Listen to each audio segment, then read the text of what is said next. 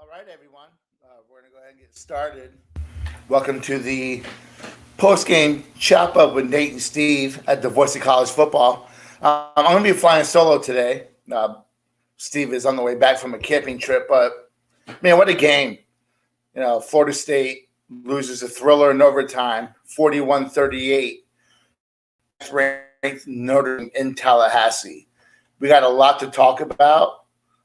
This game – at one point, I'm sure all of us as Florida State fans were a little concerned, thinking maybe, here we go again. This team's going to fold. And they did not. They fought through the adversity.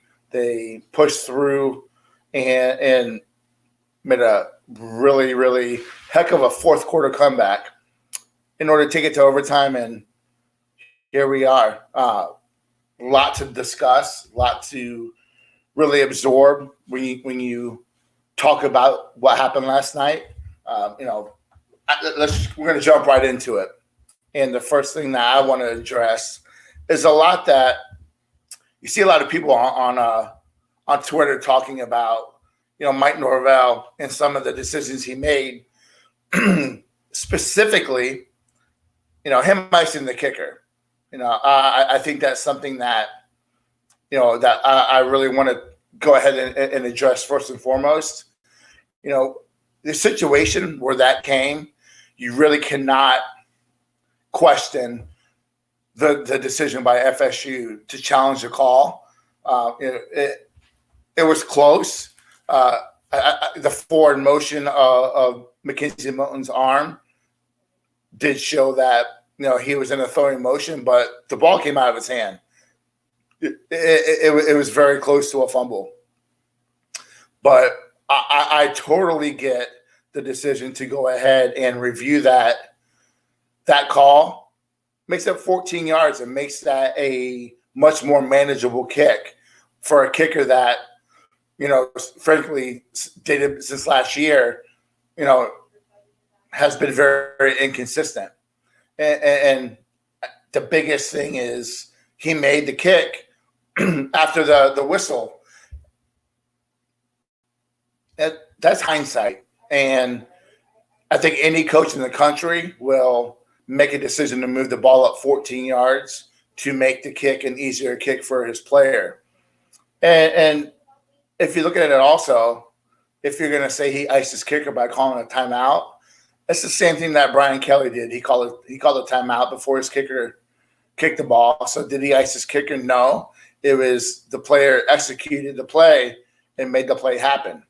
So, the first thing I wanted to address is I don't understand the Twitter Norvell decision. I think it was the right decision. I think that 10 times out of 10, any coach is going to go ahead and want that review to move that ball up and make it a more manageable kick. So it's got to be able to make the play. As we heard a lot about in the videos, featuring Bobby Bowden, players make plays. You got to execute. And, Florida State battled back. They got it to that position. You win some, you lose some. You hate to lose in that heartbreaking manner. But nonetheless, they showed a lot of resolve and a lot of fight to get to that point.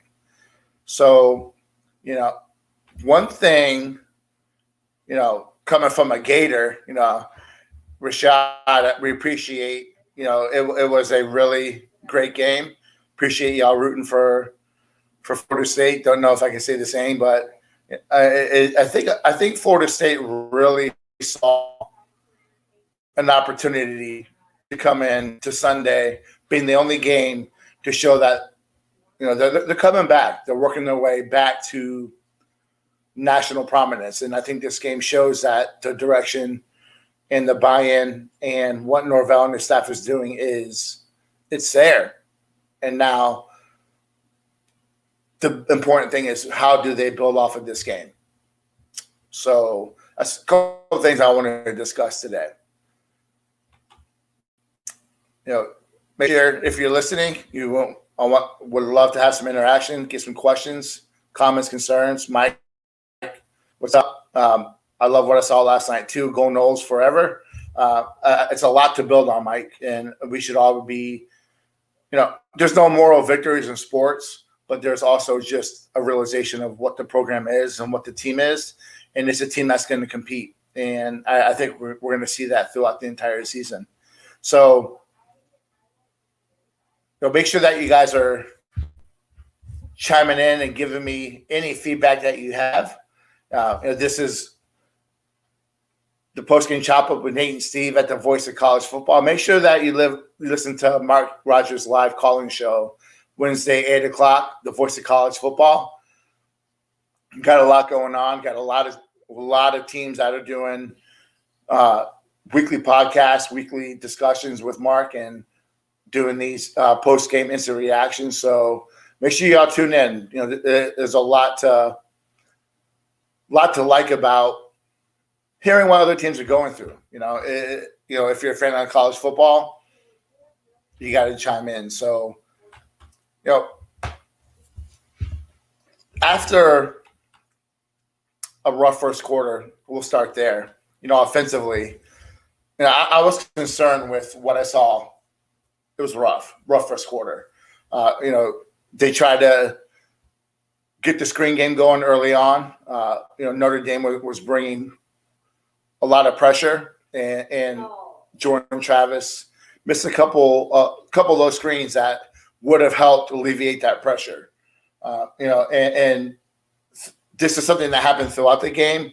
Mackenzie Milton kept coming in later. We'll talk about that. But when Jordan Travis was in, and you saw it start to kind of happen early, I know he's under a lot of pressure, but he was missing open guys early. And the team was not able to move the ball.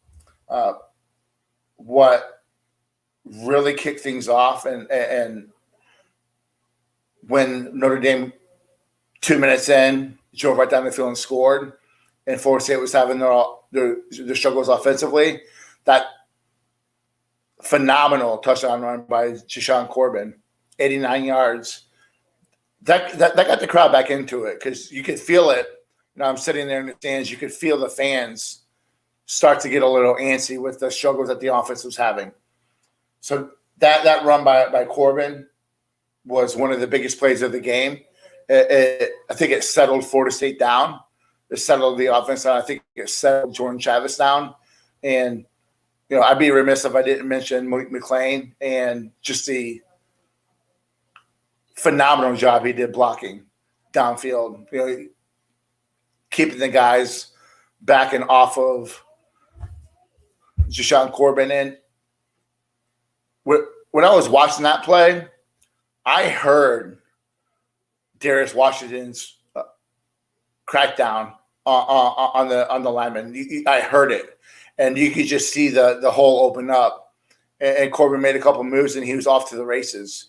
You can tell his explosion is back, and that was a really nice thing to see with Jashawn.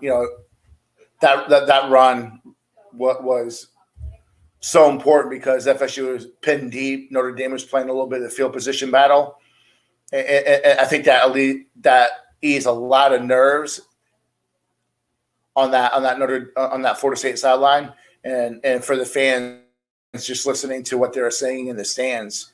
I think it kept them involved. So let's see what we got. Let's answer some questions. And they are literal cookies and cream cupcakes and they're chocolate. So they come as a Tally, no, last night made me feel a bit better about that weight gain. I agree.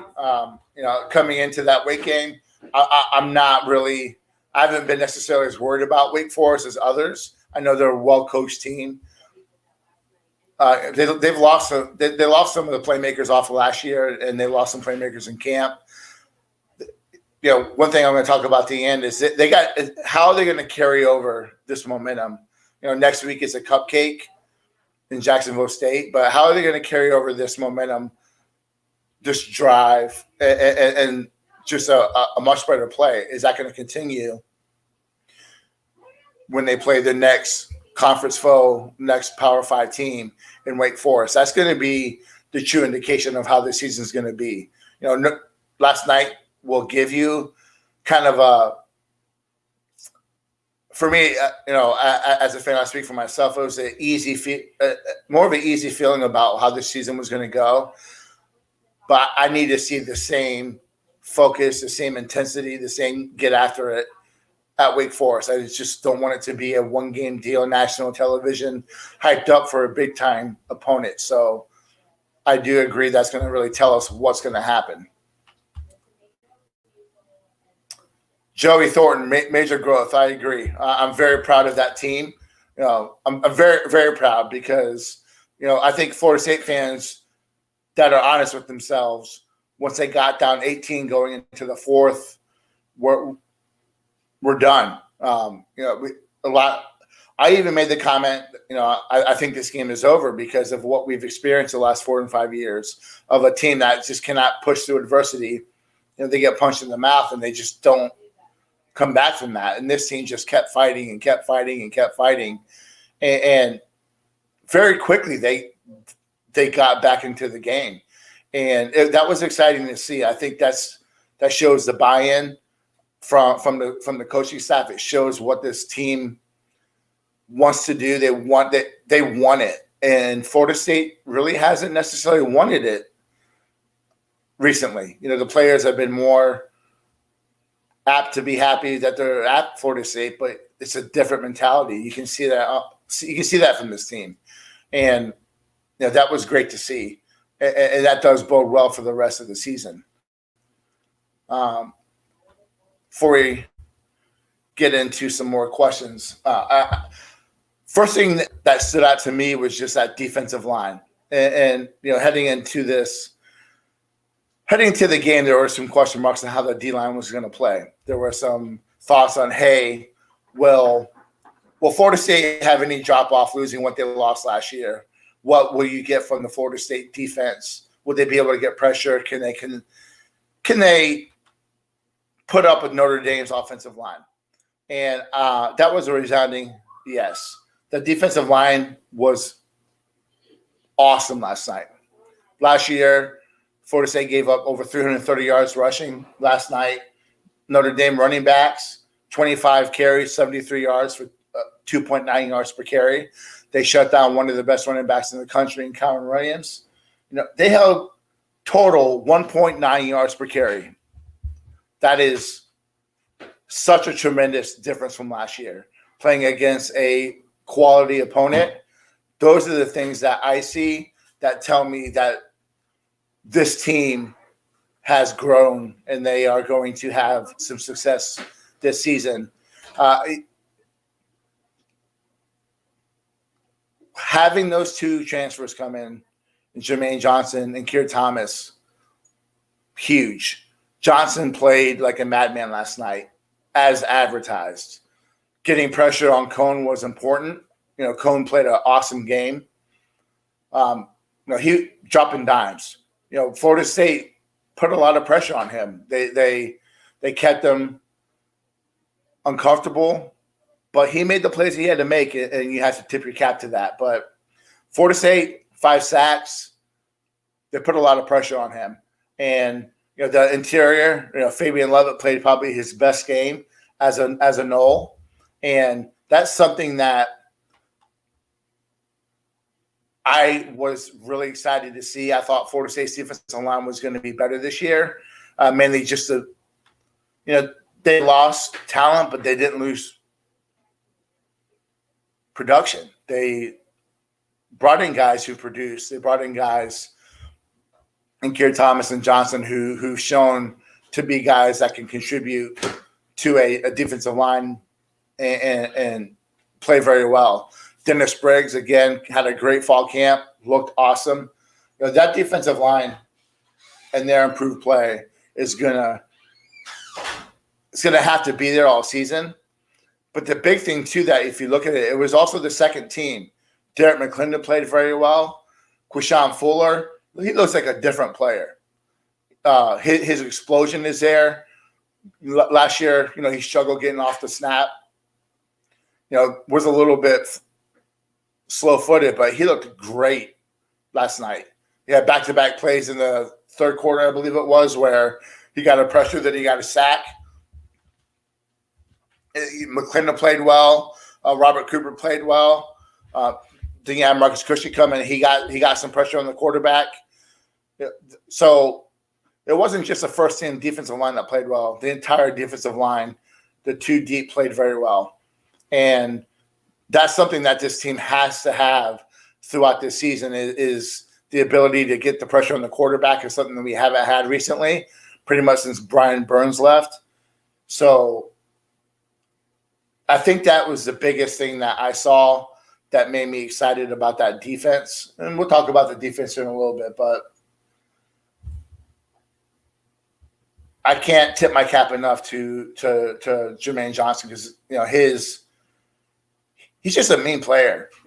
There's been talk in camp leading up that he's a little bit of a jerk, and that's on the field, and that's okay with me. And he plays like a dog, and that was great to see. While I'm shouting out a couple players on defense, I want to shout out Brownlee. Brownlee played a phenomenal game. He was someone that took that loss so hard. Just after the game, watching the interactions of the players. He was knee down on the field. You can tell that this loss bothered him. And Jarvis is a player that's just going to take that and keep building forward, keep that momentum moving forward. So, and I got to shout out Cindy Williams. Cindy Williams came in and he played awesome. He played awesome. I'm going to use the word awesome a couple times, but he tackled well, covered space, and just generally, was great. And I liked what I saw from him. The defense gave up 41 points, and if you really dive into the numbers, the offense had 3 turnovers. So that defense was put in 3 quick change situations that did result in 21 points. So Brian Kelly and the Notre Dame offense did a great job of turning those interceptions into points. A couple of those drives could have been in field goals, but the Notre Dame offense, tip of the cap, did their job by turning those turnovers into points, and that was a big part of the game. Let's get back a couple questions. James, what if the best wide receiver on the team isn't McLean, but it's really Darien Williamson? Interesting question. Darien Williamson had a great camp. He's 2 years off of an ACL injury. He hurt his knee early on his senior year. Darien had a great camp, and it tells you something that he was on the field late in the game. To be in that situation, the coaches have to trust you. So he had that nice screen shovel pass from Mackenzie Milton. That play wasn't designed to be that long of a delay before that was thrown by Milton. That was just him waiting for Williamson to get open, because Williamson got a little bit lost in the shuffle there. But he got open, and that was just a great call by Coach Norvell and the staff, and the patience that Milton had. But I think Darien Williamson is going to be a wide receiver that's going to have a really good season. Excuse me. My voice is a little rough from last night, all the yelling and screaming. It was a great time, but I think Darien's going to be a contributor this season, and I fully expect him to get a lot of minutes, and I would not be surprised if he's a 30 catch guy this year with a couple touchdowns. So that'll be an interesting development. I had not heard any news, Talino, on Gibbons' injury. On the field, it looked like it was a cramp. I right before I jumped on this podcast, I just got home. I haven't really asked around very much. I'll chase that down and see what happens. He walked off the field gingerly.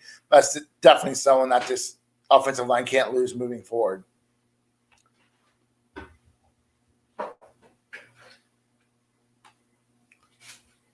Let's see. What if they start Milton at the beginning of the third? We would have won. I wouldn't have been surprised if they made a quarterback change. I was thinking maybe they'd do it coming out of the half. Can't argue with the start of the third quarter for Florida State. A great return by Corey Wren and that 60-yard bomb to Ja'Kai Douglas for 6.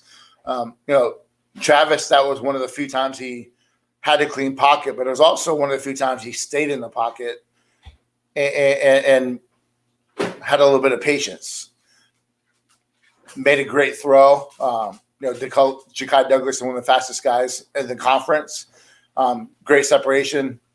And you can't necessarily say if Milton came in that it would have been different. You just don't know how that would have unfolded. Yeah, you wouldn't have the turnovers that Travis had, but the start of that third quarter was great. It's just how it unfolded. What if? I think it's a legit question. Watching how Milton played, hey, could he have done more for that offense? And it's a possibility.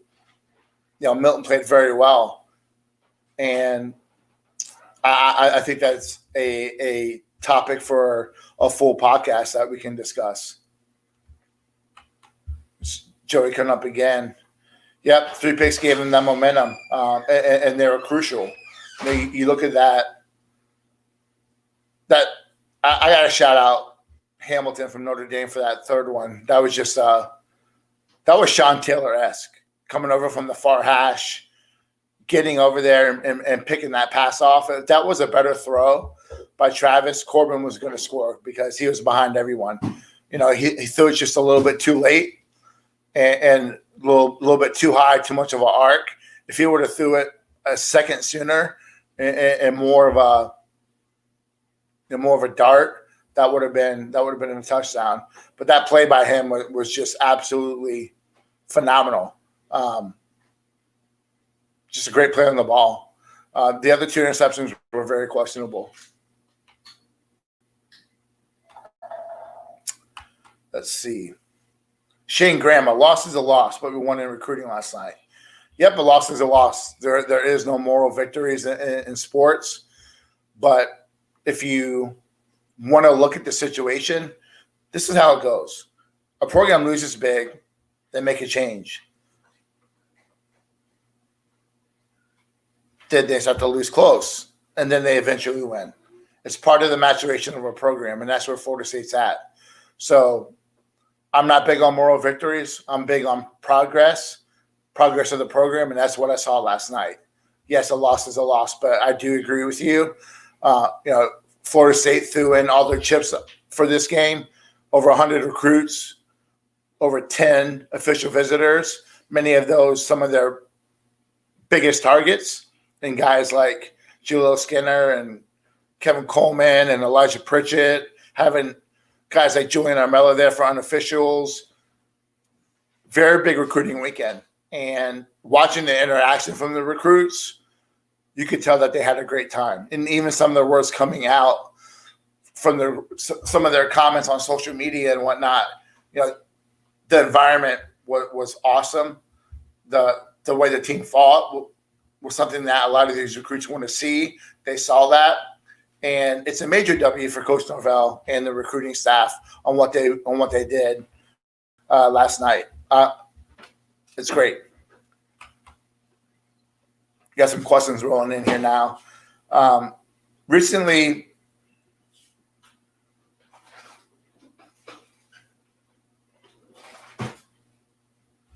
yes, I agree.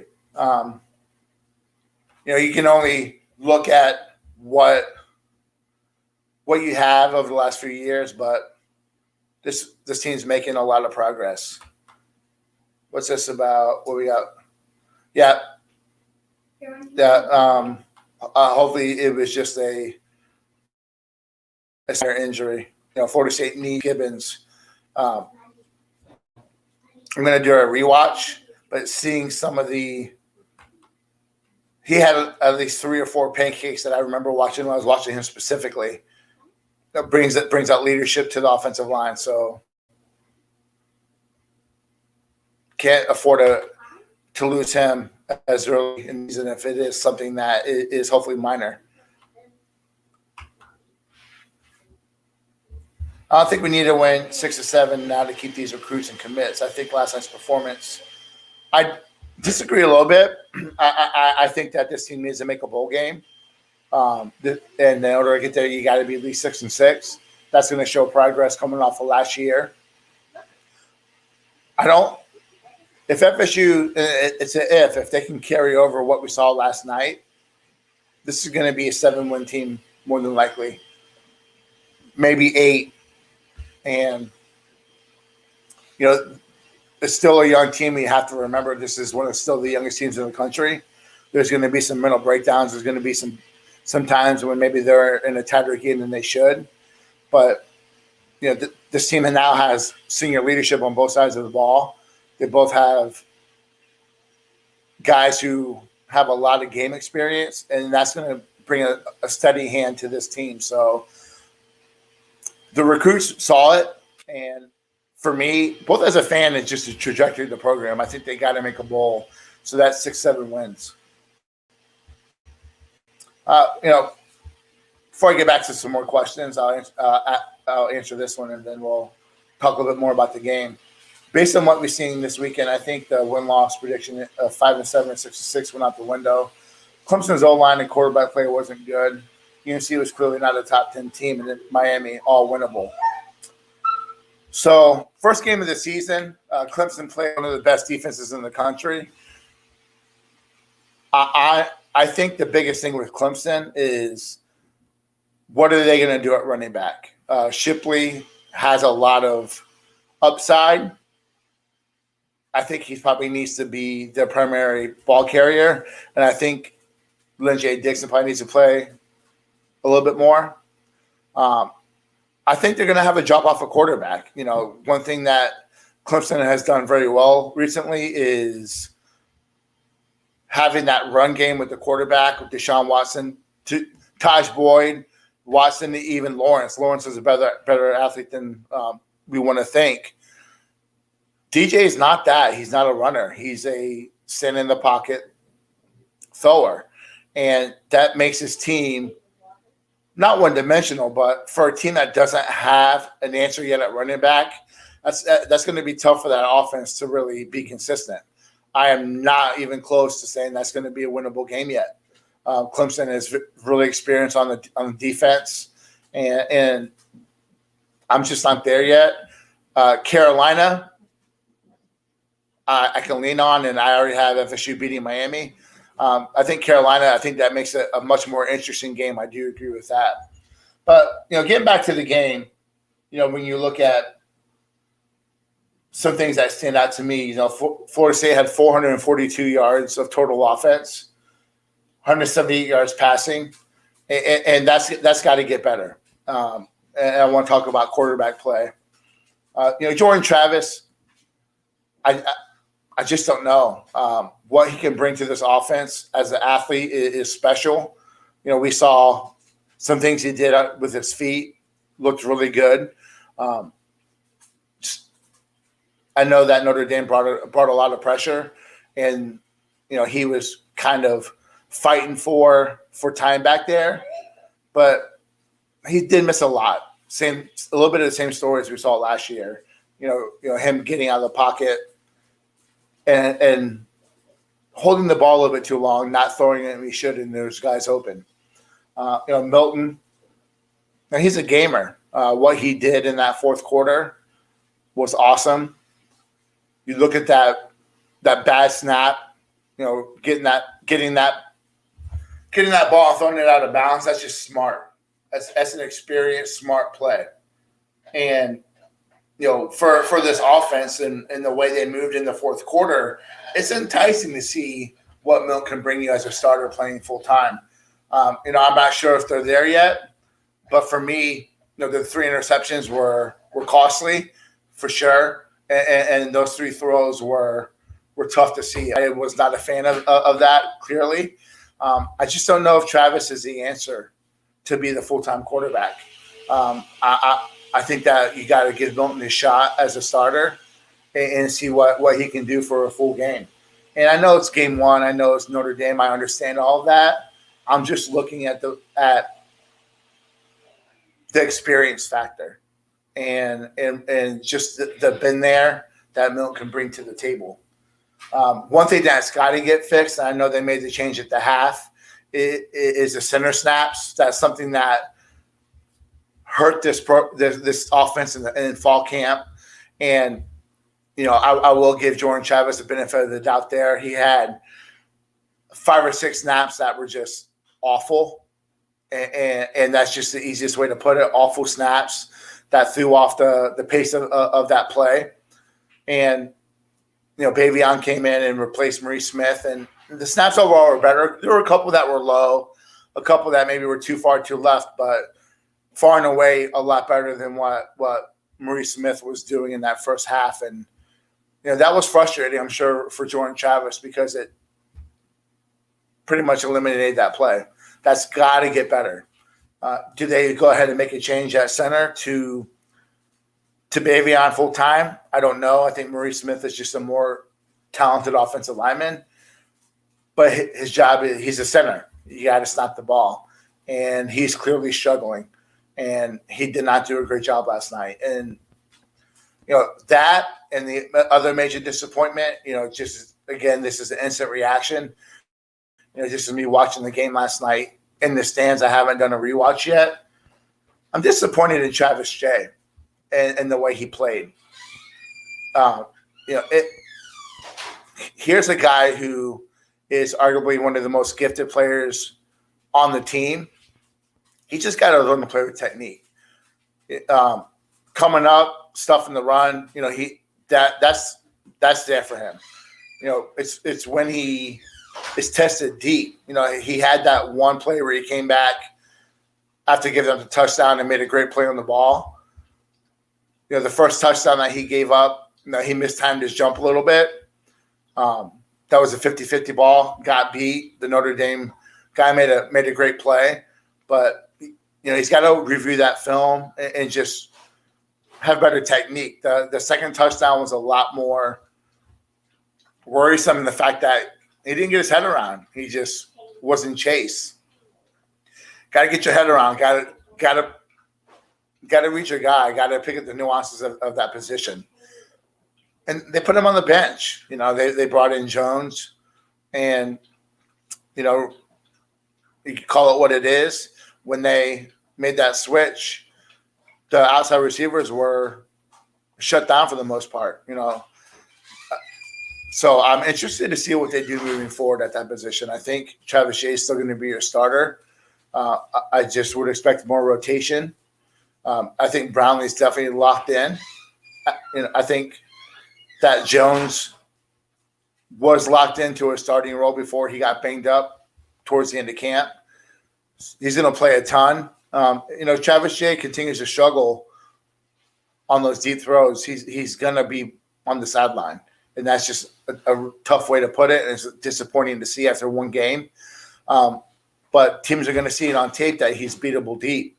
You're not going to beat this kid on the short stuff. You're not going to beat him on running backs coming out of the backfield. You're not going to beat him on in the run game. He's physical. He's going to come up and he's going to get a stop. But he's vulnerable deep, and that's going to be something that's going to show until he can consistently beat that. Take a couple more questions. Woody Cumby. What's up, Woody? Thanks for your question. 4 is raised to at least 7 wins last night. If it was 6 before, I agree. I think what you would consider an upset, does that make a Boston College game winnable? I hate where that is on the schedule. I don't like where, sandwiched between Clemson and Florida.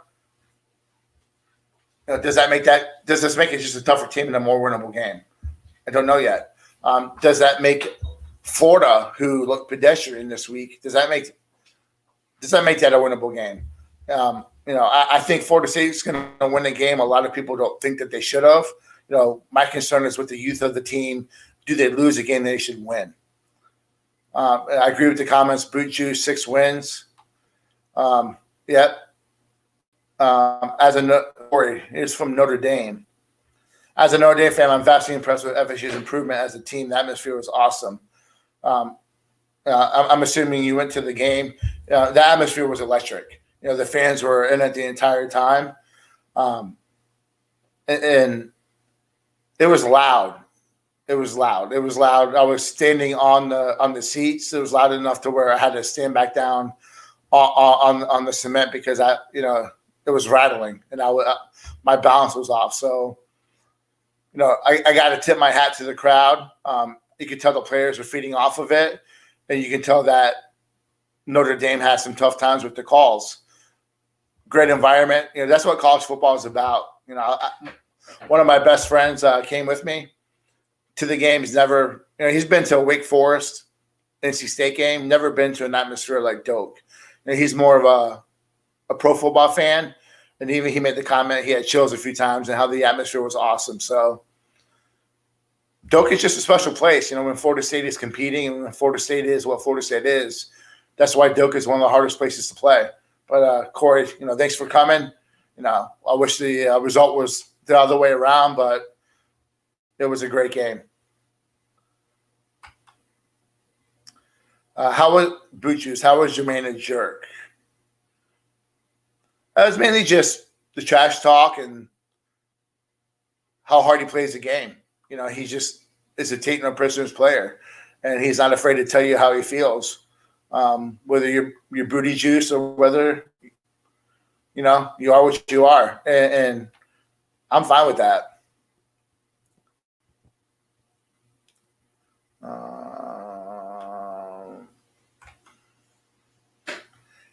Anthony. Nah, man, I don't know if I'm tough on Travis, man. I don't know. Some of the same tendencies that were there last year, and the inability to stay in the pocket or trust his eyes and get rid of the ball is still there. I just need to see a more consistent effort. 2.5 seconds is enough time to read the play and get the ball out. That's a long time. It's a long time, 2.5 seconds, and that happened quite a few times.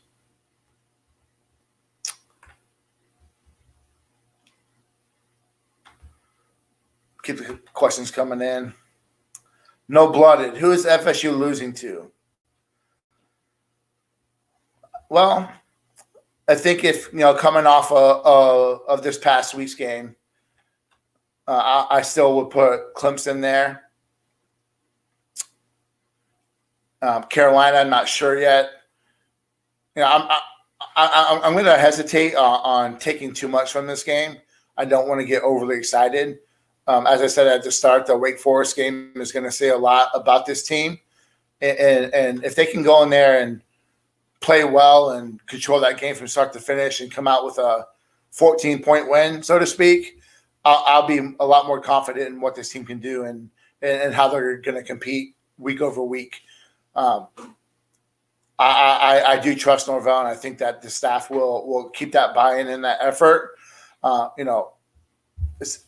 Clemson right now is the locked-in loss right now, and with how young this team is, we'll see what happens. But I do think Florida State's going to be the team that they shouldn't.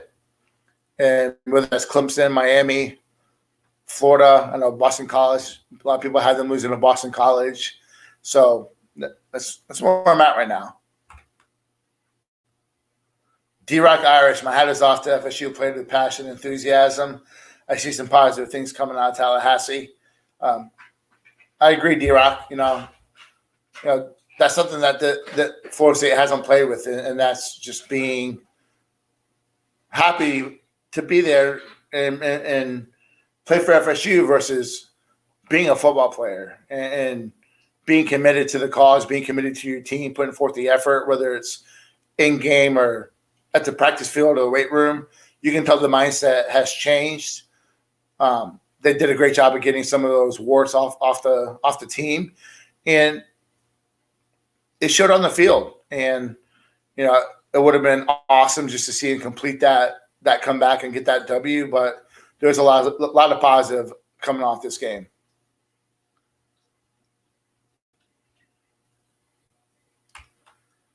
Here's a good question.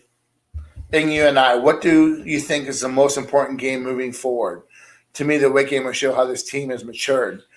I think that Wake Forest is important to continue that positive direction. But if you're looking early season and what could be a battle, I'm looking at Louisville. And why I think Louisville is I think Satterfield's a good coach. I think that he's a great offensive mind. Louisville is a team that just abused FSU last year. We'd like to see FSU come out with a mentality and get some vengeance. They have a returning quarterback. So that's a game that I want to see them come out and while I'll be at home, I want to see them come out and have some retribution. So I think Wake is important for continuity of the positive momentum. But in terms of a game that could go either way early on, I would say Louisville. But the entirety of the season, I think that Florida State has to beat Miami and or Florida. They have to change that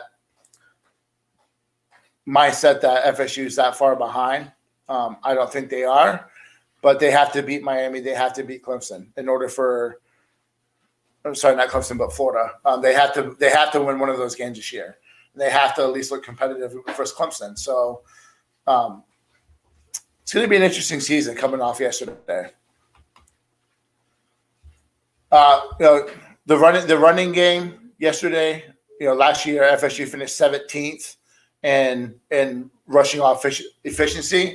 And I expected Florida State to have as good of a season, maybe better. And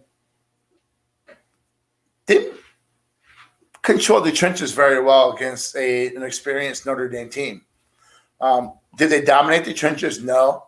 They struggled a little bit in the passing game still. But when it came to the running game, they did a phenomenal job in terms of controlling the line of scrimmage and blowing Notre Dame off the ball. Running for 254 yards. I love what I saw from Treshaun Ward. I know a lot of people are calling him little diva, rocking that number 8. I had an opportunity to watch them really close when they were coming into the end zone. I was in the end zone seats where the band used to sit. So watching him in the goal line situations, while he's not a big guy, his vision is just it's natural. He's a great runner. He's got a great jump step, and he's got a natural feel. I thought that Treshaun Ward would get 100 carries, maybe 115 carries for the season. I think that you got to give him a little bit more. I think he showed a lot last night. I think, for him to be in the game again, as I said with Darien Williamson, to be in the game late means the coaches trust you. It wasn't Corbin, it was Treshaun Ward that was in there later. And that's something to be said about what the coaches think about this kid. So, you have Corbin, you have Treshaun Ward, and you have Lawrence Philly, who looked really good in his opportunities. He's just, again, another natural runner. His vision and his patience is really, really good. So you have three guys that are, I would say, good. I don't know if I'd go great yet. It's a really good start to the season. And they're going to have to lean on the run game until they can figure out what they're going to do, with the passing game. You can't have 178 yards. You got to be able to stretch the field and keep the defense honest. You got to figure out a way to get Cam McDonald involved more.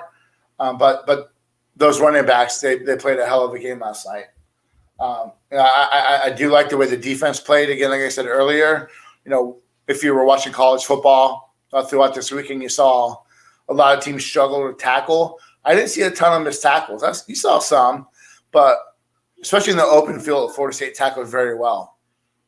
I was pleasantly surprised with how FSU tackled. They last year they had several games where they had 20, 30 missed tackles. I love the open field tackling. I loved it.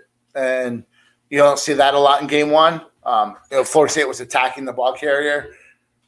2, 3 guys, 4 guys were making the tackle. So loved it. That one of the plays of the game, 3rd and 17. Notre Dame calls a screen. You can see it. You can see it coming, and as a defender, you gotta turn that switch in your mind when you know that you have that free pass to the quarterback. You got to know it's a screen.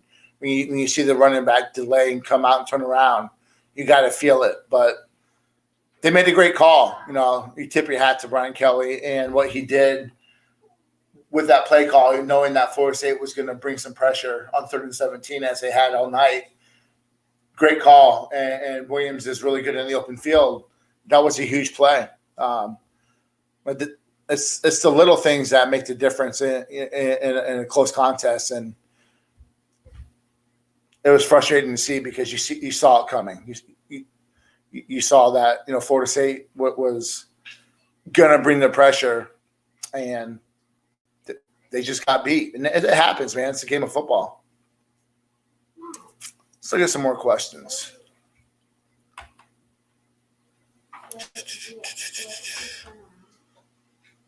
Again, this is a post-game chop up with Nate and Steve at the Voice of College Football. Make sure that you tune in to the Voice of College Football every Wednesday at 8 p.m. And if you aren't following us, before I get into some comments, make sure you follow us at NateGreed26 and at SPKnowles51.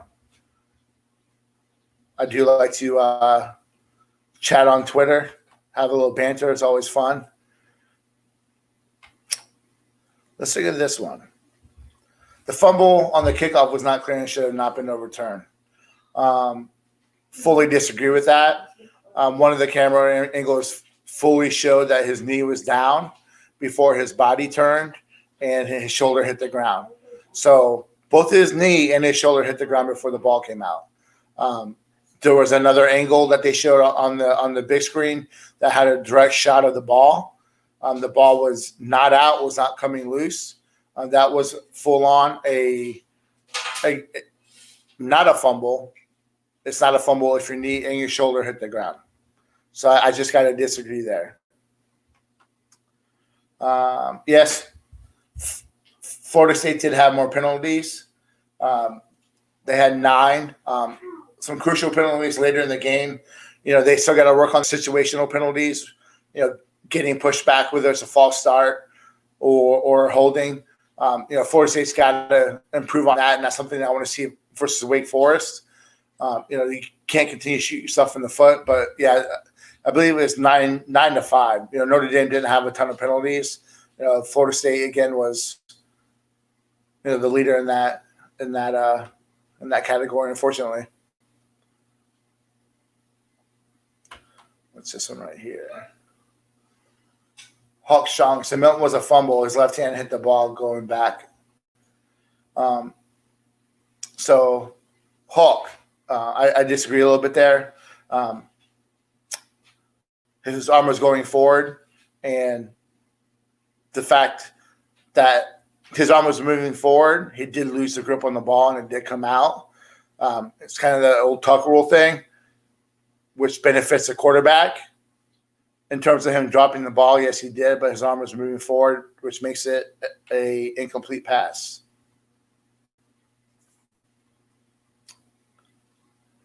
So it sounds like you're a Notre Dame fan. Maybe you need to take that green and gold glasses off and looked at that. Those were the correct calls. I do think Jay will be better. He's still 2 years in. He's just a gifted player. He's just got to get more reps at it. The big thing is technique. Continue to work on technique. He's got a great coach in Marcus Woodson. I'm not even close to throwing the towel on Travis Jay. He's just too good of a football player overall. He will be much better as the season goes on. All right. Talk about a couple more things, and we'll wrap this up. Try to keep it at about an hour. Florida State loses a thriller in overtime, 41-38 to 9th-ranked Notre Dame. They lose their 5th straight season opening game. But you got to take away positives, and it's just the way this team looked. They fought to the end, and that's the adversity that they've not been able to push through, and the way they got through it was one of the big positives for me. So, I want to address, strength and conditioning a little bit. I know there's been a lot of debate on this team from the pictures of fall camp and whatnot. I think we got to put that to bed a little bit. This is a team that competed and beat a Notre Dame team that was supposed just to be physically more dominant than they were. Yeah, they got to continue to get bigger and better at some positions, but this team looked faster. This team looked stronger. This is a team that had more functional football strength. They just looked better. And I think Rashawn Fuller is a perfect example. What I said earlier, his explosiveness is tenfold better than last year. And he looked like a different player. So I think it's time to put the rest of the knock on Storms and what he's doing. I love what I saw with this is the functional ability of the players. Even watching Steven Dix in preseason warm-up, not preseason, I'm sorry, but pregame warm-ups. I know it's pregame warm-ups, but he looked a lot better in space. He looked a lot better, dropping into coverage, turning his hips. Those are some of the things I was watching, man. I just think that not everyone's got to be jacked up, big, massive guys. You have to be able to be functional with football, position specific, whether it's being able to stay loose in the hips and turning and running versus being able to anchor down and hold that defensive lineman. So each position is different when you look at strength and conditioning. This team isn't necessarily as deep as Notre Dame, and there was no cramping that from what you saw, really. There was effort to the end of the game. You didn't see a lot of people gassed out. You didn't see people tapping out from being tired. This team is in good shape, and I really like what I see. After game one from Coach Storms and what he's doing at Florida State. So,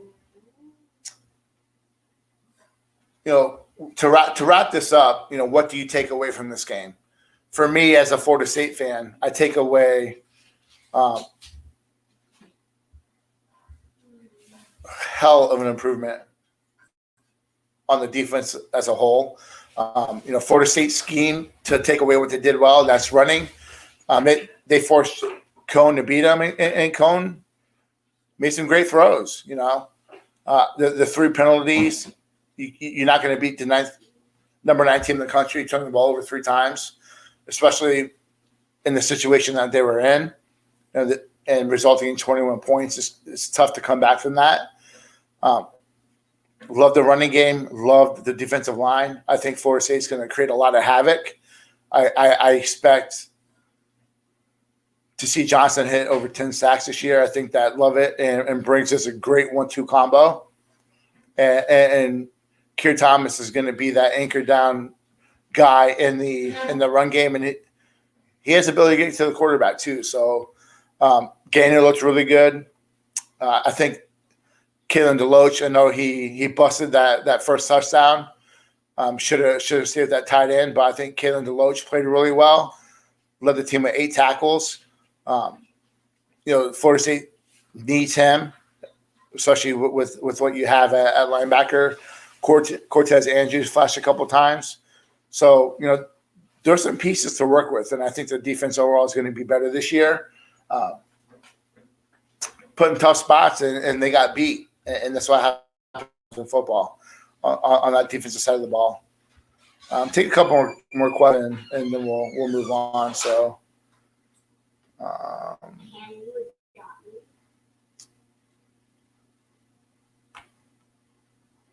are we at?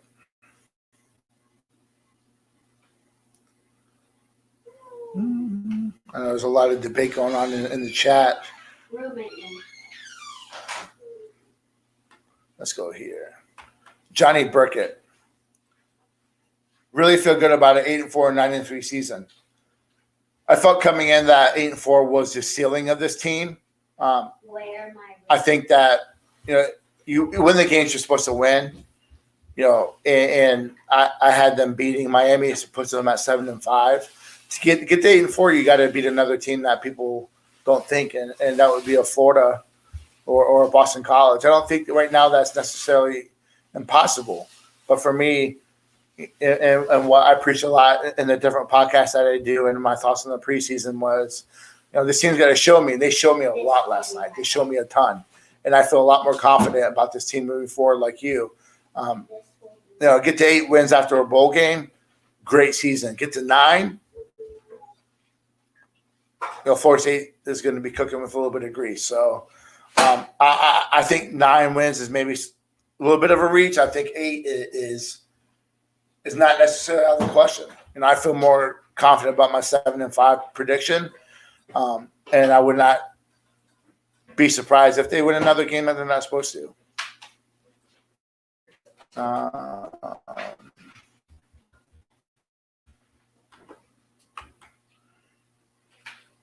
Let's see. Greg Robson. Hey, I appreciate it. I feel good about where we're headed. It's been a lot of effort in what Norvell and his staff has done since they came last year. Last year was a COVID year, really hard. Shows you what can happen when you have a spring. You have full strength conditioning. You have a full fall camp. Got to feel good about where FSU's at, despite being 0-1. And no one wants to be 0-1. Everyone wants to go undefeated. But you got to understand where Florida State's at in the program. And to be able to almost get that W says a lot. Florida State will be back sooner than people think, and I feel really good about that.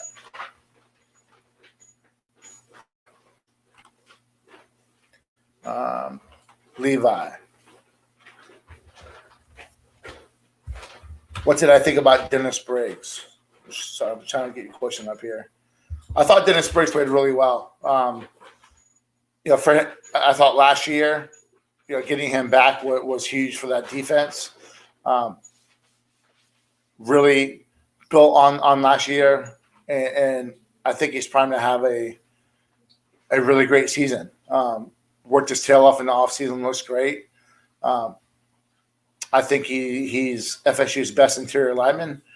and I think he's going to have a really strong season. So, but Florida State again. Let me answer this question. Come on. I got you coming, Noonie. So I had FSU, Jacksonville State. I had them. Hold on. Sorry. I got to pull up the schedule. My mind's going 100 miles an hour right now.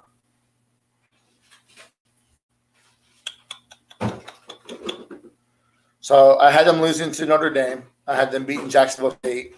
Had them beating Wake Forest. Had them beating Louisville. Had them beating Syracuse. Had them losing to North Carolina, which puts them at 4-2. Had them destroying UMass and Walt Bell. Losing to Clemson. I had them beating NC State. Beating Miami. Losing Boston College. Lose to Florida. That was my 7-5 prediction. NC State's going to be a tough team, very much dependent on the run, which, based off last night, does make me feel better about that game. But you look at that stretch. So they go Clemson at home, NC State at home, Miami at home, at Boston College, at Florida. That's a tough stretch, and that's going to be what makes the season a bowl season or a 5-7 season. Like I said earlier, I hate that Boston College. I don't think that necessarily Boston College is a great team. They have a really good coach, a steady quarterback. You have Zay Flowers, one of the best receivers in the country. Not that I think that Boston College is world beaters, but where it is on the schedule, late November, and between two rivals, I just don't like where that is on the schedule. And I think that's going to be a tough game. So that's where that's my 7 wins. And who do they beat that people don't think they can beat moving forward? And that's going to be Miami, Clemson, and Florida. All right. So I'm going to wrap this up. We're past the hour time. I do appreciate everyone who's listened in and chimed in. Again, we're going to be right after every game moving forward this week. The season. So, last night probably wasn't going to be realistic. Getting back to the hotel at 12:41 in the morning, jumping on and doing an instant reaction probably wasn't going to be, something that I necessarily wanted to do or wasn't going to get a lot of traction. But moving forward, the post-game chop up with Nate and Steve will be live after every game. Our goal is to get interaction, talk about the game, talk about keeping it real, keeping it about football. And, one thing that with us is that we're not going to sugarcoat things, and we'll do our best to be as polite as possible while not blasting the program or the kids. But, this is an instant reaction. So sometimes, you may say some things that you may not want to say, like Coach Kelly talking about executing his players on live TV. But hey, to each his own. So, again, make sure you check out the Voice of College Football live call-in show Wednesday, 8 o'clock every week. The network has a ton of call-in shows from Florida State, Nebraska, Ohio State. Make sure if you're a Florida State fan, you tune into the Florida State podcast that is done, each week. And if you're a college football fan, just make sure you listen in. A lot of great shows. A lot of great things going on. Mark Rogers and what he's got going on with, being the voice of college football. But 41-38 overtime loss. FSU starts the season 0-1. Moving on to Jacksonville State next week. We'll see you next week. Again, thank you for listening in. This is the post-game chop-up with Nate and Steve at the Voice of College Football. Y'all have a great rest of your Labor Day, and we'll see you next week.